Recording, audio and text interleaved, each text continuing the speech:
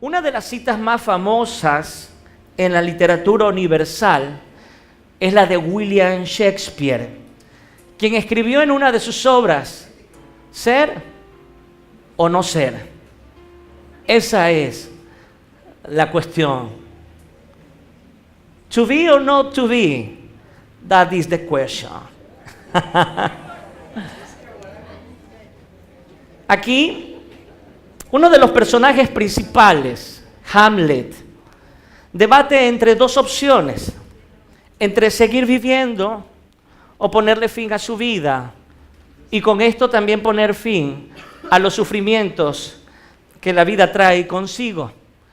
Y he traído a vuestra memoria esta cita porque hoy quiero debatir entre dos posiciones que como cristianos solemos o podemos tomar. Una de estas posiciones es decidir ser un santo y otra posición es decidir ser un santurrón. Ser o no ser, esa es la cuestión. O soy un santo o soy un santurrón. Esa es la cuestión. Y es el título de mi sermón en esta mañana. Y espero usted lo pueda anotar, por favor. Y en los próximos minutos llegaremos a aquella conclusión. ¿Estoy viviendo una vida santa o estoy viviendo una vida santurrona? Empecemos diciendo, ¿quién es un santurrón? Según el diccionario, un santurrón es una persona que aparenta ser devoto, religioso, piadoso, pero no lo es. Aparenta. ¿Sabía usted que en la antigua Grecia a los actores teatrales se le llamaban hipócritas? A un actor en la antigua Grecia se le llamaba hipócrita. Pero vale la pena recalcar que esto no tenía ningún tinte despectivo o negativo, ninguna connotación negativa. Este era el nombre de ellos. Muchos de ellos eran unos buenos hipócritas, buenos actores, porque fingían emociones y sentimientos que en la vida real no lo tenían. Era una mera actuación. Lamentablemente en la iglesia del Señor existen muchos actores. Lamentablemente en la iglesia del Señor existen muchos hipócritas que actúan de cierta manera cuando están dentro de la iglesia o en el círculo eclesial, pero cuando están fuera de ella, actúan y viven de otra manera. Esto ha sido algo de siempre, no de ahora, ha sido algo de siempre. Personas que fingen una falsa santidad. Esto es ser un santurrón. Fingir una falsa santidad. Aparentar que soy un santo o un devoto, un hombre o una mujer de fe, pero realmente estoy viviendo una vida muy lejos de serlo. Amén. Jesús condenó la falsa santidad. Jesús condenó fuertemente la santurronería. Y quiero que me acompañe a leer. Por favor, abramos nuestras Biblias en el Evangelio según Mateo, capítulo 23, verso 27. Y al Ministerio de Audiovisual le pido que me esté ayudando porque hoy voy a estar leyendo dos versiones a la par, la Reina Valera del 60 y la Palabra de Dios para Todos, para que usted pueda observarlo en su pantalla. Mateo capítulo 23, 27, Reina Valera. Hay de vosotros, escribas y fariseos, hipócritas. Subraya aquella palabra. Son las palabras del Señor Jesús. Hipócritas, porque sois semejantes a sepulcros blanqueados, que por fuera a la verdad se muestran hermosos, mas por dentro están llenos de huesos de muertos y de toda inmundicia. Las palabras del Señor son muy fuertes. Escuche, estas palabras son fuertes. ¿O usted cree que esto es un halago? Si el Señor le estuviera dando estas palabras a usted, ¿sería un halago? Que le digas, oh, eres un sepulcro blanqueado, eres un hipócrita. Oh, gracias por el cumplido. No, de ninguna manera. Estas son palabras fuertes. Pero, ¿por qué? ¿Por qué el Señor Jesús se refirió así a los fariseos y escribas? ¿Por qué les dijo estas palabras tan duras, tan fuertes? ¿Por qué les llamó así? ¿Por qué los confrontó de esta manera? ¿Por qué les llamó hipócritas? Es decir, santurrones. Ustedes son unos santurrones. Aparentan una falsa santidad. Son unos hipócritas, sepulcros blanqueados. ¿Por qué? Vamos a entender. Estamos en el capítulo 23, ¿no? Verso 4, por favor. Y en este verso voy a leer la palabra de Dios para todos. Ellos cargan a la gente con reglas estrictas y difíciles de cumplir. Los obligan a cumplirlas, pero ellas ni siquiera quieren mover un dedo para obedecerlas. Aquí nos está dando ya un porqué. Volvamos a leer. Ellos cargan a la gente con reglas estrictas y difíciles de cumplir. Los obligan a cumplirlas, pero ellos ni siquiera quieren mover un dedo para obedecerlas. Cierto pastor amonestaba a la iglesia porque no llegaban temprano al servicio dominical. Pero resulta ser que él siempre llegaba atrasado, 30 minutos después de que el servicio había empezado. Él quería poner cargas fuertes a los suyos, ponía reglas y requisitos para que sean cumplidos, pero él no los cumplía.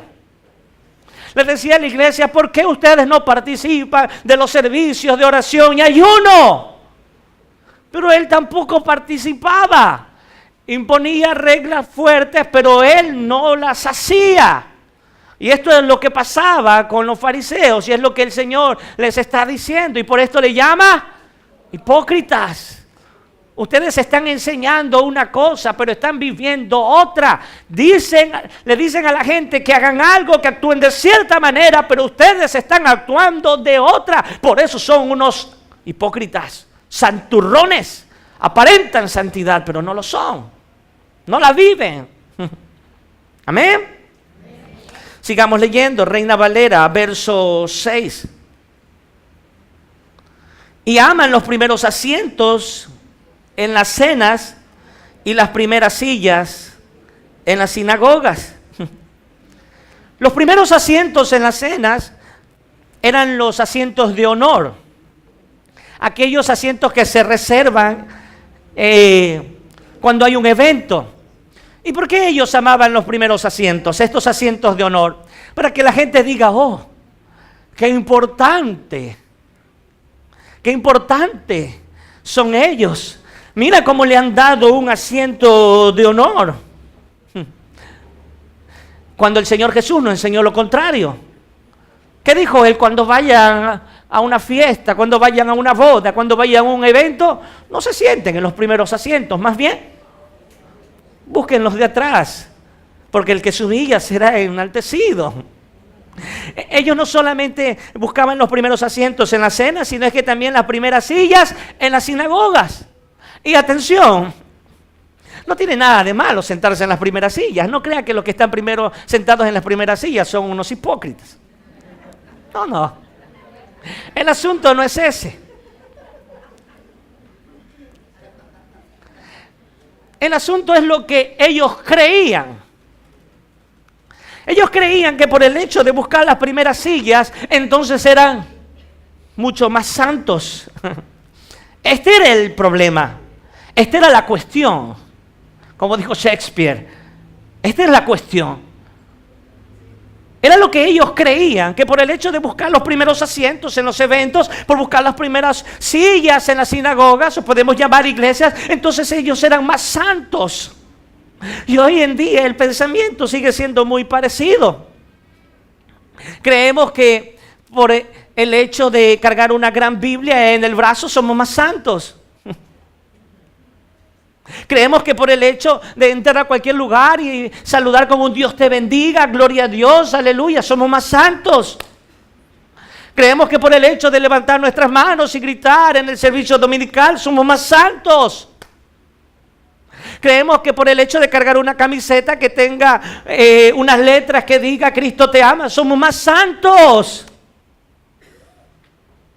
Creemos que por el hecho de cargar una cruz en el cuello somos más santos. O por cargar una Biblia abierta en el carro que ya se está dañando por tanto sol, somos más santos. O por tener una Biblia a la entrada de la casa en un pedestal muy hermoso, somos más santos. Pero todo esto está bien. Pero el punto es que esto no nos hace más santos. En algún momento corremos el peligro de ser santurrones. Y este era el problema. Esta era la cuestión de los fariseos. Por eso el Señor les reprende de tal manera. Sigue diciendo, aman las salutaciones en las plazas y que los hombres les llamen Rabí. Y Rabí significa maestro. Cierto hombre, cierto ministro estaba enojado. Estaba enojado porque la iglesia no le llamaba pastor. Y él decía, ¿qué sucede? ¿Por qué no me llaman pastor? Así que un domingo se paró en el púlpito y le dijo, hermanos, esto no puede ser posible. Yo soy su pastor y a partir de hoy ustedes me tienen que llamar y reconocer de esa manera. Soy su pastor. Ay. ¿Quién nos ha dicho que la autoridad y el respeto se impone? ¿Quién nos ha dicho aquello, hermano? La autoridad y el respeto, tanto el cristiano como el ministro del Señor se la gana. Primero, siendo coherente con su prédica. ¿Y cómo un ministro puede ser coherente con su prédica? Y un cristiano coherente con su prédica. Viviendo lo que predica. Esa es la verdadera santidad.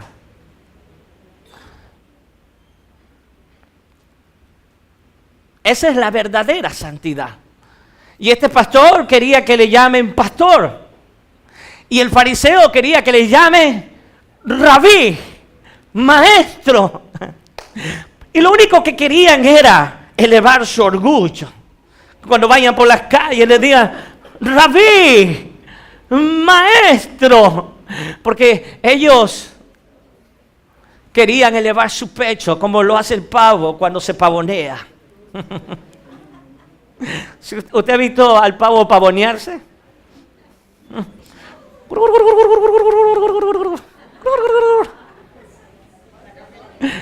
Estos querían pavonearse. Les encantaba que les llamen rabí. ¿Por qué el Señor les llamó hipócritas? Porque lo eran. Ellos vivían una falsa santidad, una apariencia de santidad. Oh, cuán santos son. Se sientan en las primeras filas, en los eventos, le dan el puesto de honor. Van por las calles y todo el mundo los reconoce, le llaman rabí, maestro. Oh. ¿Cuán parecido es esto a lo que sucede hoy en día, no? Muchos líderes eclesiales, ya un poco más, si quiere que le pongan alfombra roja, para que ellos pasen y todo el mundo los alabe. Fariseos hipócritas. El único digno de llevarse la gloria es Jesucristo, el Rey de Reyes y Señor de Señores. Y si usted, amigo, está en una iglesia donde su pastor se está pavoneando y quiere ser el alabado y el exaltado, busque una iglesia sana donde le den la gloria y la honra a Cristo. Aleluya. Jesucristo es el único digno de ser alabado y de ser exaltado. Ahora quiero decirles que una falsa santidad. Quiero decirles que una santurronería, una vida santurrona, nos lleva también a vivir una vida fanática y legalista. Preste atención que esto es interesante. Y se lo vuelvo a repetir, una vida santurrona nos lleva a vivir una vida fanática y legalista. Y el Señor Jesús nos sigue hablando. Verso 16, por favor, voy a leer en este momento la palabra de Dios para todos. Desde el verso 16 al verso 21. Preste atención. En esta versión es mucho más claro lo que nos quiere decir el maestro. Sigue hablando con los fariseos y escribas. ¡Qué terrible va a ser para ustedes! Lo puede leer ya en su pantalla. ¡Qué terrible va a ser para ustedes, guías ciegos! Ustedes dicen, si alguien jura por el templo, no está obligado a mantener su juramento. Pero si alguien jura por el oro que hay en el templo, entonces sí está obligado a cumplir el juramento. Verso 17. ¡Ciegos! ¿Qué es más importante? Dice el maestro. ¿El oro del templo o el templo que hace sagrado a ese oro? Ustedes también dicen, si alguien jura por el altar, no tiene que cumplir su juramento. Pero si jura por la ofrenda que está en el altar, entonces tiene que cumplirlo. De esta forma, si alguien jura por el altar, está jurando, me salté, verso 19, perdón, ¿qué es más importante? ¿La ofrenda que hay en el altar o el altar que hace que la ofrenda sea sagrada? Verso 20, de esta forma, si alguien jura por el altar, está jurando por él y por todo lo que hay en él. Si alguien jura por el templo, está jurando por él y por todo lo que hay dentro de él. Esto es interesante, muy interesante lo que está sucediendo aquí, lo que el maestro Jesús, el gran rabí, está exponiendo. Y es que estos fariseos enseñaban que si alguien juraba por el templo, entonces ese juramento no tenía importancia, no tenía mayor validez y no importaba si se cumplía o no se cumplía el juramento. Pero si alguien juraba por el oro que hay en el templo o que traían al templo, para entenderlo mejor, entonces ese juramento sí valía y estaba obligado a cumplir tal juramento. Mire, esto es una tontería, hermano. No sé si usted lo está entendiendo, pero esto es algo que no tiene sentido ni razón. Es como que si alguien dijese, si tú tienes sexo fuera del matrimonio con amor, está bien. Pero si no amas a esa persona, entonces está mal. Algo así. Si matas por venganza, porque te hicieron algo, está bien. Pero si lo haces por mero gusto, entonces te es pecado. Es algo así lo que estos hombres estaban enseñando a las personas, estaban enseñando a la gente. Y esto es un legalismo y un fanatismo extremo. Y aunque usted no lo crea, eso está llegando. No está llegando, está en la iglesia de Cristo. Eso está en la iglesia de Cristo. Por eso dije que una vida santurrona, una falsa santidad, nos lleva a una vida legalista y fanática. Hoy se enseña, ¿quieres ser sano? ¿Quieres que tu hijo salga de las drogas? ¿Quieres un milagro? Entonces trae el dinero. Ven, trae el dinero. Porque si tú no traes el dinero, no recibirás el milagro. ¿Alguien me dice amén? Pero si tú traes el dinero, entonces Dios está obligado a hacerte el milagro. Es exactamente lo mismo que estaban enseñando estos hipócritas santurrones. Lo que se está enseñando hoy día en la iglesia del Señor es exactamente lo mismo.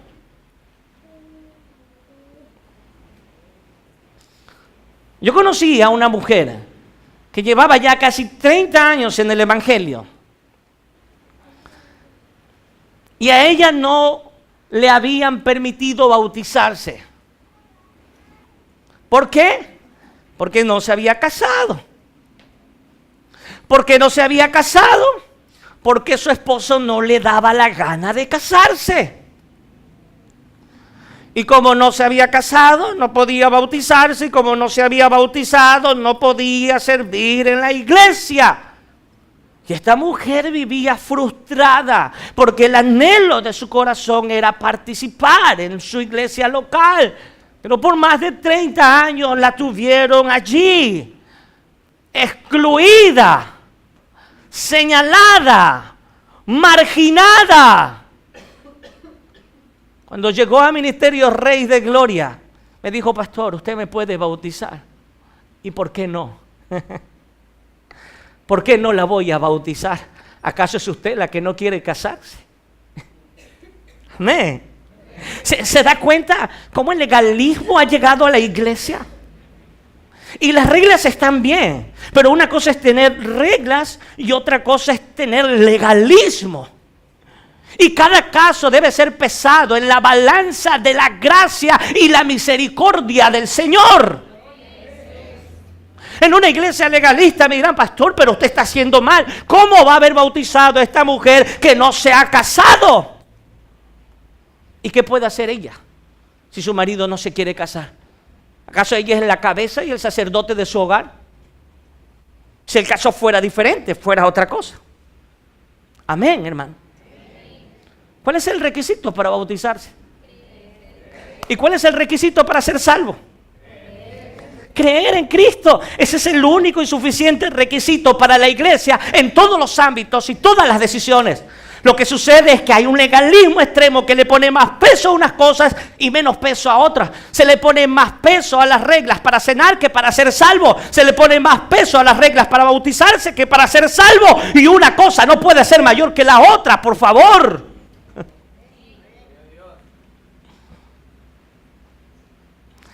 Y esta mujer ahora es una ministra del Señor porque sirve en uno de los ministerios de esta iglesia local. 30 años de su vida frustrada, marginada, señalada, porque la ponían en un lugar, los que no se han bautizado acá. ¿Qué está sucediendo? La iglesia está viviendo una vida farisea. La hipocresía ha ingresado a la iglesia del Señor.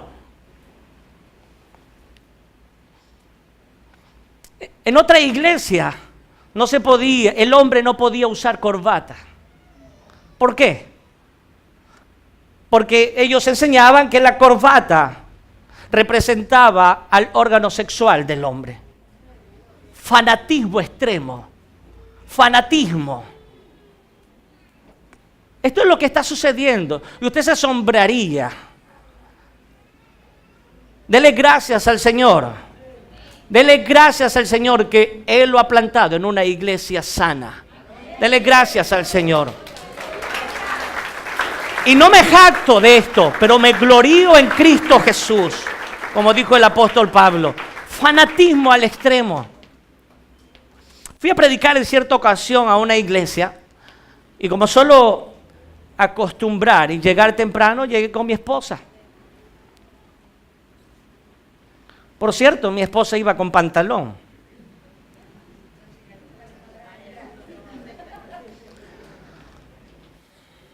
Llegué con ella de la mano y nos sentamos juntos. El evento todavía no empezaba, la gente todavía no llegaba. Pero al rato me doy cuenta que las mujeres se estaban sentando de un lado y los hombres de otro. Y yo estaba en la fila de las mujeres con mi esposa.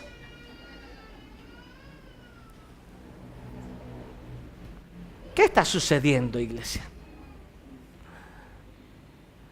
¿Acaso la palabra de Dios no nos dice que en Cristo somos uno? No hay judío, ni griego, ni esclavo, ni libre, ni hombre, ni mujer, porque en Cristo somos uno. ¿Qué es esto?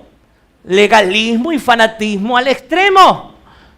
Y lo que quiero que usted entienda es que una vida santurrona nos lleva a vivir una vida legalista y una vida fanática que no le hace nada más que daño a la iglesia y al testimonio de Cristo. Ya la iglesia no puede vivir en estos legalismos y fanatismos estúpidos.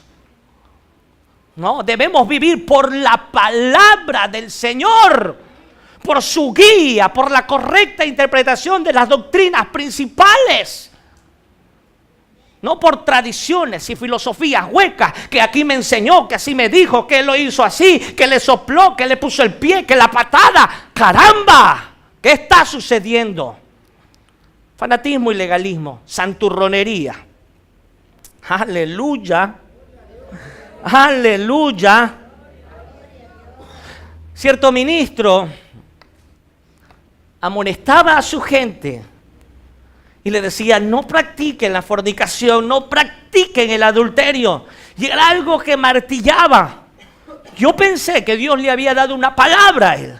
Yo dije: este hombre está martillando tanto porque Dios le ha hablado. Y a los pocos días nos enteramos que que tanto martillaba en contra de la fornicación y el adulterio tenía embarazada a una mujer, la cual no era su esposa. ¿Qué es esto? Santurronería. Esto es ser un santurrón, aparentar ser algo. Cuán santo que soy, pero vivir una vida santurrona es una falsa santidad. Lamentablemente la iglesia está lleno de santurrones, pero no podemos vivir así. ¿Cuántas personas llegan los domingos con su Biblia en mano, cogidos de la mano de su esposo y de su esposo un poco más? Ya les falta el levitar. Gloria a Dios, hermano, el Señor le bendiga. ¿Cómo está? Aleluya, gloria a Dios. Vive Cristo, quien vive Cristo a su nombre. Gloria. Pero se vinieron de la casa insultando, peleando, pegando, pateando al perro, al gato, a la vecina. Pero aquí, oh, aleluya, pastor, sí que mire que el Señor me ha dicho, que me ha hablado, que soñé, que el Espíritu, ándate a tu casa, hipócrita, y arrepiéntete porque eres un santurrón.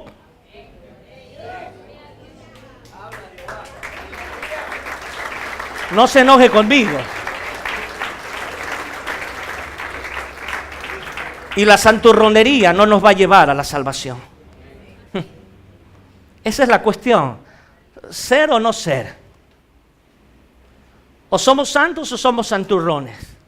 O estamos viviendo una vida en santidad, o estamos viviendo una vida santurrona de apariencias. ¿Qué es la santidad? Ya hemos visto algo acerca de la santurronería, pero ¿qué es la santidad? Cuando hablamos de ser santos, cuando hablamos de una persona santa, generalmente se nos viene a la imagen a aquella estatua a la cual generalmente se le llama santo, o se nos viene a la mente aquel líder espiritual que es un hombre santo, una mujer santa. Y creemos que la santidad es exclusividad de ciertas personas. Decimos, no, el ser santo es para los ministros, es para la gente ultra, súper espiritual. Es algo exclusivo. La santidad no es para todos, pero no lo es así. Cada creyente es un santo de Dios. La palabra santo o santidad significa separado, consagrado, apartado. Se lo vuelvo a repetir. La palabra santidad, santo, significa consagrado, apartado, separado. ¿Usted ha escuchado en el dialecto evangélico? Cuando una persona estuvo en los caminos del Señor y ya no lo está, dice, Él está apartado. Pero estamos usando y aplicando mal el término en cuestión. Porque un santo es un apartado. Usted es un apartado, un separado, un consagrado para Dios. Usted está apartado, no el que se fue al mundo. Usted está apartado para Dios. ¿Qué pasó con el que se fue al mundo? Se fue para demostrar que nunca fue de la iglesia del Señor. Los cristianos somos separados del mundo para pertenecer a la familia de Cristo. ¿Cuántos apartados hay aquí?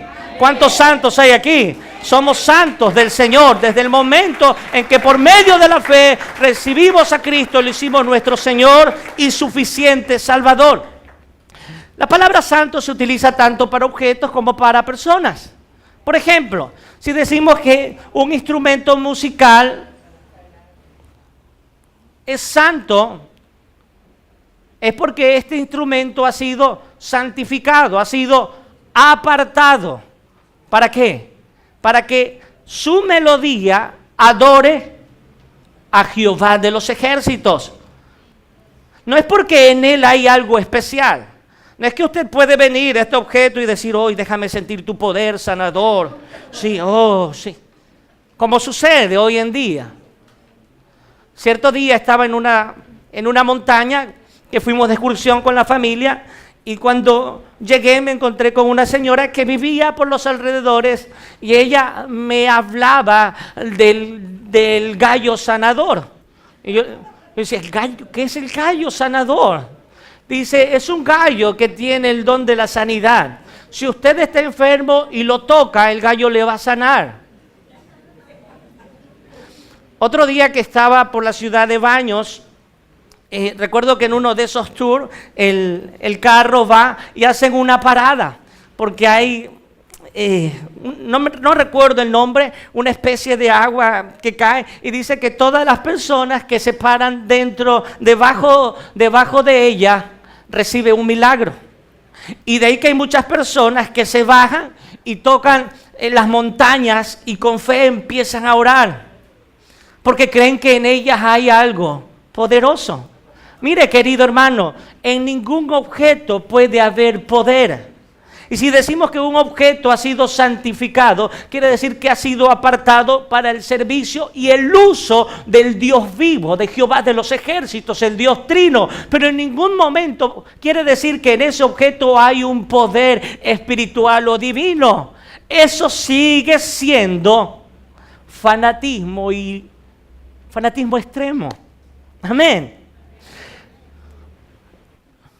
Objetos santificados, objetos santos, y a las personas somos santas. Los cristianos somos santos, como ya lo expliqué, porque hemos sido separados para la gloria de Dios. Ahora bien, la santidad es un proceso. Levante sus dos manos conmigo y diga, proceso. Dígalo más fuerte, proceso. La santidad es un proceso. ¿Cuándo empieza el proceso de la santidad? Cuando nacemos de nuevo, cuando hemos tenido una metamorfosis, cuando por medio de la fe le hemos dicho a Cristo que perdone nuestros pecados y que sea nuestro Señor y Salvador. Desde ese momento empieza el proceso de la santidad. Si usted es un cristiano, entonces usted es un cristiano que está en proceso de santidad. ¿Cuándo termina este proceso? Mientras habitemos estos cuerpos mortales, este proceso no va a terminar nunca. Este proceso termina cuando estemos a la presencia del Dios vivo. Allí termina el proceso de la santidad. Mientras tanto, ¿cuál es la responsabilidad suya como cristiano y suya, amigo, como cristiano? Es cada día entregar cada área de mi vida a Dios para que ésta se santifique. Se lo voy a explicar de una mejor manera. Vayamos por favor al libro de Efesios capítulo 4, verso 22. Efesios capítulo 4, verso 22. En cuanto a la pasada manera de vivir, despojaos del viejo hombre que está viciado conforme a los deseos engañosos, y renovaos en el espíritu de vuestra mente, y vestidos del nuevo hombre creado según Dios en la justicia y santidad de la verdad. Pero sigamos leyendo, por favor. Verso 25. Por lo cual, desechando la mentira, hablad verdad. Cada uno con su prójimo, porque somos miembros los unos de los otros. Estacionémonos por un segundo en esta expresión. Desechando la mentira, hablemos verdad. Como una persona que ha estado acostumbrado a mentir. Porque hay personas que están acostumbradas a mentir. Y cuidado que le puede pasar lo del siervo de Eliseo. Si usted no sabe qué le pasó al siervo de Eliseo por mentir, es porque usted no está viniendo los miércoles de estudio bíblico. Así que tiene que empezar a venir para que se alimente de la palabra del Señor. Amén. No se lo voy a contar. Quédese con la pica y la interrogante. ¿Cómo una persona que está acostumbrada a mentir? Y mire que esto sucede en la iglesia y como cristianos. ¿Cómo un cristiano que ha venido de una vida de mentiras e inventos ahora empieza a hablar la verdad? ¿Cómo? Entregándole esa área de su vida al Señor. Y eso en otras palabras se llama santificar esa área de mi vida. Señor, yo reconozco que he sido un mentiroso, que he sido un engañador, que he sido un estafador. En mi boca solo hay mentiras. Yo no puedo solo, así que te entrego esta área de mi vida. Eso es santificar. El cristiano santifica cada área de su vida y se le entrega al Señor. ¿Y qué hace Dios? El bendito alfarero nos da la forma, aleluya, ¿se da cuenta? Nos da la forma. Y usted dice, alguien le dice a usted, oye, pero tú eras un mentiroso y ahora veo que hablas con la verdad. Sí, porque soy un santo del Señor y le entregué mi vida y le entregué ese aspecto de mi vida. Y ahora en vez de hablar con mentira, hablo verdad. Verso 26, airaos, pero no pequéis. No se ponga el sol sobre vuestro enojo, ni des lugar al diablo. ¿Cuántas personas iracundas hay en este lugar? Mira, hay personas iracundas que se enojan por cualquier cosa. El esposo le dice, ay, y ella dice, oh. La esposa le dice, blanco es el negro, día de noche. Oh. Hay personas que son tan iracundas, no saben controlar su enojo, que usted la ve arrojando adornos, que usted la ve pegándose contra la pared, cogen su cabeza y se la estrella porque no saben controlar su ira. En un momento de ira pueden matar a su mujer, a sus hijos, y esto se escucha de diario en los noticieros. Personas que no saben controlarse, que cogen por ahí la pantalla del televisor, no le importa si lo está apagando todavía, lo estrella. No, se convirtieron como en la película de La Mole. Se convirtieron. ¡Oh! Es más, se ponen verdes. Sí, los ojos se le transforman. ¡Oh! Y cogen a los hijos, a la mujer, los maltratan, los dejan casi muertos porque no saben controlar su ira. ¿Qué debe hacer esta persona? Santificar. Amén. Debe santificar su enojo. Decirle, Señor, yo no puedo, soy así. Te entrego este enojo, te entrego esta mole que hay dentro de mí. ¿Y qué hace el bendito alfarero? ¿Ah? Te da la forma, te esculpe. Si tiene que lanzarte como aquella vasija de barro y destruirte, lo hará. Y nuevamente hará una vasija nueva para su gloria y para su honra. ¿Se da cuenta? La santidad es un proceso.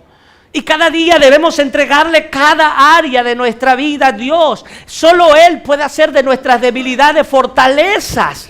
No creamos que la santidad es algo instantáneo. No creamos que vine a Cristo y entonces cambié por arte de magia. No. Ciertamente es que para ciertas personas este proceso es más acelerado, pero para otros es más lento, es más pasivo. Pero el problema o el asunto no es si es rápido o es despacio. El asunto es que es seguro cuando se lo entregamos al Señor. Sigamos leyendo, verso 28. El que hurtaba no hurte más, sino trabaje, haciendo con sus manos lo que es bueno, para que tenga que compartir con el que padece necesidad. Aquel que era ladrón Aquel que acostumbraba a robar. Ahora en Cristo, ¿qué hace? Le entrega esa área de su vida al Señor. Santifica esa área de su vida. ¿Y qué hace el bendito alfarero? Le da la forma. Ninguna palabra corrompida, verso 29, salga de vuestra boca, sino lo que sea bueno para la necesaria edificación, a fin de dar gracia a los creyentes. ¿Qué sucede con aquel que está acostumbrado a decir palabras groseras, obscenas, insultos? Tiene que entregarle esa área de su vida a Dios. Tiene que santificar esa área de su vida. Es un proceso. ¿Y qué pasaba si tú solo andabas insultando? Soy un santo del Señor y he santificado esa área de mi vida. Oh, gloria a Dios por aquello. Y damos testimonio de Cristo. Damos testimonio de un evangelio vivo. Damos testimonio de un Dios que cambia. Esta es la llenura del Espíritu Santo. Esta es la llenura del Espíritu Santo. Cuando un cristiano deja que Dios le moldee. Cuando un cristiano deja que el Espíritu tome posesión de su vida. No se embriaguen con vino en el cual hay disolución. Embriáguense del Espíritu Santo. Cuando alguien está borracho, ¿qué tiene dominio de él? El alcohol. Pero cuando alguien está lleno del Espíritu Santo, ¿quién tiene dominio de él? El Espíritu de Dios. Estar lleno del Espíritu no es hacer un sinnúmero de cosas extrañas. Estar lleno del Espíritu de Dios es vivir en Cristo. Enséñame una persona que sabe controlar su enojo. Esa es una persona llena del Espíritu. Enséñame una persona que puede tener paz en medio de la aflicción. Es una persona llena del Espíritu, santa, consagrada al Señor. Amén. Verso 30, y no contristéis al Espíritu Santo de Dios, con el cual fuisteis sellado para el día de la redención. Quítese de vosotros toda amargura, enojo, ira, gritería, maledicencia, es decir, calumnias y toda malicia. ¿Qué dice amargura? ¿Es usted un amargado? Anda amargado, tiene cara de amargado, de amargada todo el día. ¿Ah? La familia le pregunta, ¿qué te pasa? ¿Por qué estás así? Como dice en el vulgo, tienes cara de perro bravo. Entrégale esa área de tu vida al Señor. Toda amargura, enojo, ira. Entrégale esa área de tu vida al Señor. Santifica esa área de tu vida. Gritería. ¿Cuántos gritones hay aquí? ¡Eh! ¡Oye! ¡Vete acá, muchacho! ¡Eh! Yo tenía un amigo cuando era un niño y solíamos jugar como unas 10 cuadras en unas canchas de fútbol. Y la mamá, para llamarlo, se paraba en la esquina de la casa, a 10 cuadras, levantaba su voz y por su nombre le gritaba. Y aunque le parezca imposible, las ondas sonoras llegaban. Y decíamos, oye Miguelito, tu mamá te está llamando. Y él salía corriendo. Si usted es un gritón en su casa, entréguele al Señor esa área de su vida. Porque no somos perfectos. Los cristianos no somos santos perfectos. El único perfecto es Dios. Los cristianos no somos perfectos, pero los cristianos somos santos en proceso de santificación y de perfección. Estamos en proceso de perfección. Su reto y mi reto es llegar a la imagen y a la estatura del varón perfecto que es Cristo, varón de dolores, varón santo, varón digno. Varón hermoso, precioso. Ese es nuestro objetivo, llegar a ser como Él. Hablando de santidad, muchas veces me preguntan, pastor, ¿Y qué hay? Ahora que soy cristiano, ¿puedo fumar? ¿Puedo beber? ¿Puedo bailar? ¿Puedo escuchar música del mundo? Y yo le digo lo que dice la palabra. Sí, sí puedes. Claro, si quieres emborráchate. Si quieres fuma. Haz lo que quieras. ¿En serio, pastor? ¿Y dónde dice eso? La palabra lo dice. Todo te es permitido. Haz lo que quiera. Y si usted me está escuchando por primera vez, es posible que esté un poco preocupado por mi predicación. Pero esta es la verdad. Usted puede hacer lo que les dé la gana, querido hermano y querido amigo.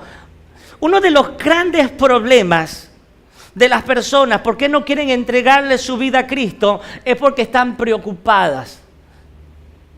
¿Recuerda usted el estudio que hicimos uno de estos miércoles? Naamán, después de ver el poder de Dios, le entrega su vida a Jehová. Y le dice Eliseo, desde ahora yo dejaré a mis dioses y adoraré a tu Dios, adoraré a Jehová. Pero Naamán se preocupó. Y le dice a Eliseo, solo te pido que me perdones, Eliseo, porque cuando yo vaya a Siria y esté con el rey y vaya al templo de su Dios, yo también tendré que inclinarme ante él. Pero entiéndelo que es el rey y yo soy su mano derecha. Él tenía esa preocupación. Y es la preocupación de muchas personas. Cuando usted le presenta a Jesús a una persona, cuando usted le dice a una persona y lo invita a que le entregue su vida a Cristo, esa es la preocupación principal. Pero es que, entonces yo tendré que dejar esto, ya no haré esto, ya no haré lo de acá. No, yo no estoy dispuesto a hacer aquello. No. Esa es la preocupación. Y por eso muchos me dicen, pastor, y ahora que yo ya estoy en los caminos, ¿ya no puedo hacer nada de eso? No, la Biblia nos dice que hagas lo que tú desees hacer. ¿Están conmigo? Y la enseñanza que se ha dado en cuanto a esto no ha sido la enseñanza correcta. De allí que vemos a ministros en los púlpitos, si tú haces esto, te vas a ir al infierno. Si tú haces eso, eres un pecador. Si tú fumas, te vas al infierno. Si tú bebes, te vas al infierno, te vas a perder. Si tú escuchas música del mundo, te vas al infierno. Esta no es la razón principal por la cual un cristiano se abstiene de ciertas cosas. Hay muchas razones. Una de estas es la prudencia. Una de estas. Pero me voy a reservar la razón principal para después de unos segundos. Se dice del gran predicador, al cual se lo conocía y se lo conoce actualmente como el príncipe de los pastores, predicador inglés, Charles Spurgeon. Dice que él en cierta ocasión se dirigía hacia la iglesia, hacia la catedral de Inglaterra, donde él predicaba. Y en el camino, él alcanza a ver un gran letrero donde estaban promocionando unos cigarros. Y la propaganda decía, estos son los cigarros que fuma Charles Spurgeon. Lo que le quiero decir es que esto incluso es cuestión de cultura, porque tal vez lo que es prohibido aquí en otro lugar del mundo es permitido. Aquí ver a alguien tomando cerveza se lo asocia con un borracho. Y este es un tema muy delicado si usted no lo toma con una madurez espiritual. Pero en otro lugar del mundo, tomar una cerveza es lo más natural y normal que pueda haber. Es más, aquí servirse un vino después del almuerzo, ¿no? Como hemos llegado a un fanatismo y un legalismo extremo, decimos, este es un pecador, este es un borracho, está tomando vino. Pero en otros lugares del mundo, en otros países, se acostumbra después de la comida que bajarla con vino. Y se irá al infierno por eso, será un pecador por aquello. Si usted tiene que dedicarle una canción a su esposa, una canción para el día de los novios, ¿qué letra le va a poner? Renuévame, Señor Jesús, ya no quiero ser igual. Sí, pastor, porque yo soy cristiano y no voy a escuchar música del mundo. Fanatismo, legalismo, ¿Ah? Usted le va a poner una canción romántica, sí, pero una canción romántica cristiana. No existe canción romántica cristiana. La música cristiana se la canta Cristo y la música romántica se la canta a la esposa y al esposo. Este es el gran conflicto que debemos tener muy claro en nuestras vidas. Chévere, pastor, entonces no me ha dicho nada. A partir de hoy, viva la fiesta. ¡Ja! De aquí mismo me voy y me compro mi java bien heladita. Usted no ha dicho nada. No. Debemos concluir el pensamiento. Y dije que me iba a reservar para el final la principal razón por la cual un cristiano no puede hacer muchas prácticas. Hablé de la prudencia. Y hay muchas razones más. En otra ocasión podré hablar y centrarme en aquello. Pero la razón principal es la santidad. Personalmente, llevo 24 años en el Evangelio. Personalmente. Y la música que escucho es música cristiana, es música religiosa. ¿Y por qué lo hace, pastor? ¿Se va al infierno si escucha otro tipo de música? ¿No? ¿Usted se imagina a Dios diciéndome al crujir de dientes? ¿Y por qué? Porque le dedicaste una música de Ricardo Montaner a tu mujer y esa no es cristiana. ¡Fuera de aquí!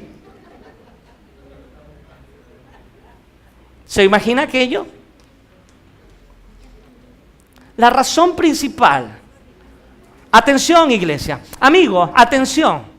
La razón principal por la cual un cristiano se abstiene de muchas prácticas se llama santidad. Santidad, santificación. Si un cristiano ha decidido escuchar música cristiana, música con mensaje religioso solamente, es porque ha tomado la decisión de santificar esa área de su vida. ¿Y por qué tú no escuchas música del mundo? Porque he decidido santificar mis oídos. ¿Y por qué no cantas música del mundo? Porque he decidido santificar mi boca. ¿Y por qué tú no haces esto? Porque he decidido santificar esa área de mi vida. Esa es la razón más importante que el cristiano tiene, que un mero te es pecado. Estamos cansados de que nos digan te es pecado. Necesitamos tener una fe inteligente, una fe sensata, una fe sobria y saber por qué como cristianos hacemos o no hacemos, realizamos o no ciertas prácticas. Y la razón principal es porque he decidido santificar mi vida para el Señor. He decidido santificar cada área de mi vida para el Señor. Ese debe ser el motor y el impulso que nos mueve como cristianos. Esto debe enseñarle usted a sus hijos.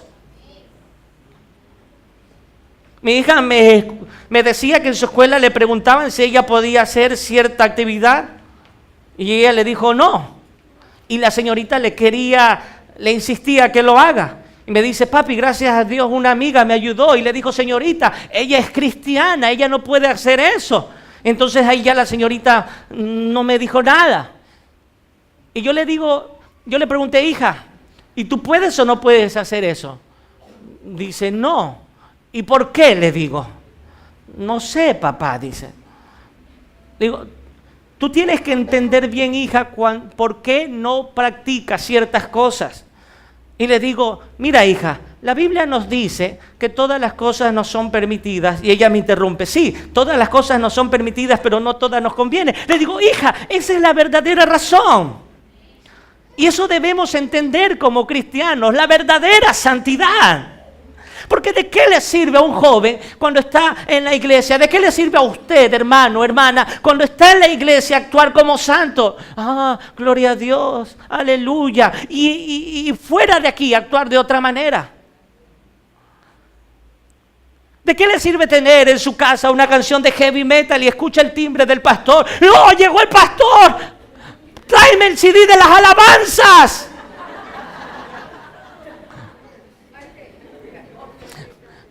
Permiso, gloria a Dios, Pastor Paz, aleluya. Respire el aire, el ambiente. Oh.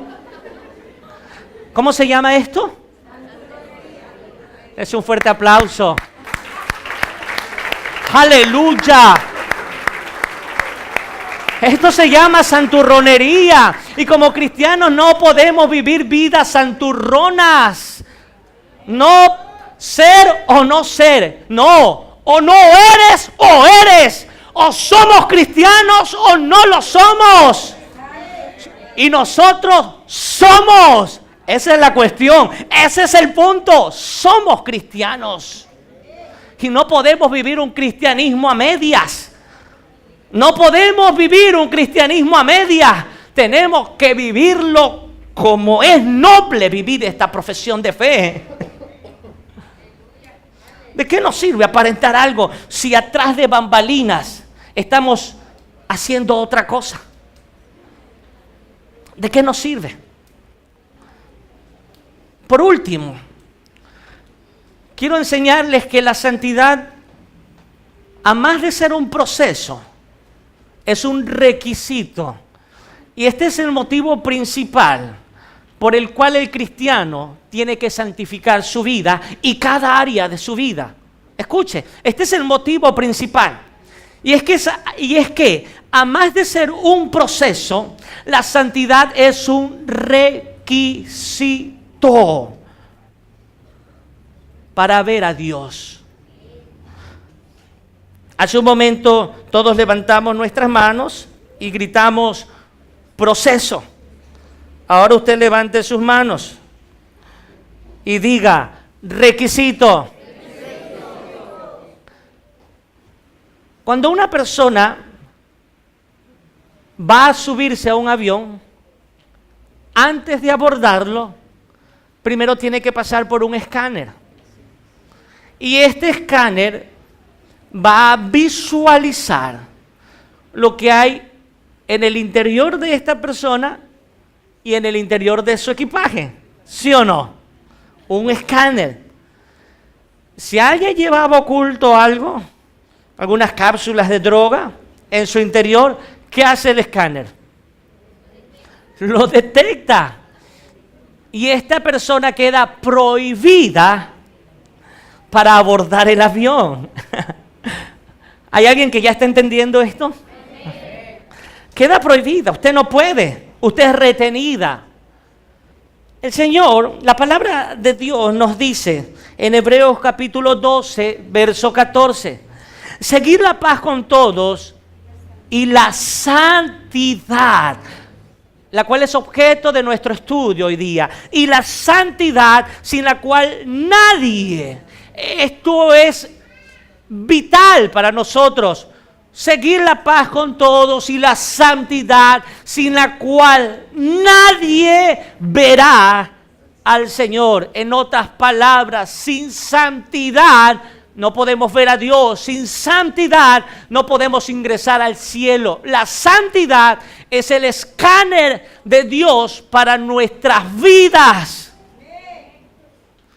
Es el escáner de Dios, la santidad. Nosotros somos escaneados. Y si no vivimos una vida santa, entonces nos es prohibido abordar el vuelo al cielo. Amén, me estoy explicando. Es por esto vital este tema de la santidad. Es vital, hermano. No lo pase a la ligera. No crea que es un tema más. Ah, sí, chévere, el pastor habló, hizo unos chistes, habló de la santidad, la santurronería. Ah, sí, me quedó por ahí uno que otro cuento que él dijo. No, esto es vital. El tema de la santidad es vital para nosotros, porque sin santidad nadie puede ver a Dios. Hermano, es necesario santificar cada día áreas y aspectos de nuestra vida, entregársela al Señor. Todos tenemos áreas que entregar, y ese es nuestro reto. Esa es nuestra meta, cada día entregarle al Señor, que Él nos dé la forma, el bendito alfarero. Cierta iglesia, de la cual se encuentra registrada en el libro de Apocalipsis, Cierta iglesia en Asia Menor Occidental recibió un reproche del Señor. Le dijo, tú tienes apariencia de estar viva, pero verdaderamente estás muerta. Tienes apariencia de estar viva, le dijo el Señor a esta iglesia, pero no estás viva, estás muerta. Esta era una iglesia que vivía en apariencias, que vivía en una falsa santidad, que vivía una vida santurrona en el contexto de mi enseñanza. Pero al Señor no le podemos engañar, amigo y hermano. Mire, la falsa santidad podrá sorprender al hermano, la falsa santidad podrá sorprender al pastor, podrá engañar a uno o al otro, pero hay alguien que jamás va a engañar y sorprender. Y es aquel que tiene sus ojos como llamas de fuego, Jesucristo, el gran Cordero. A Dios no le podemos engañar. Y Él conoce nuestro estado espiritual ahora. Él conoce si la vida que estamos viviendo es una vida santa o es una vida santurrona. Y la pregunta final es con la que empecé. ¿Ser o no ser? Esa es la cuestión, dijo Shakespeare. ¿Ser o no ser? ¿O somos o no somos? ¿O estamos viviendo en santidad? ¿O estamos aparentando santidad? Y hoy debe ser una cuestión urgente de resolver para cada uno de nosotros. Sin santidad, nadie podrá ver a Dios.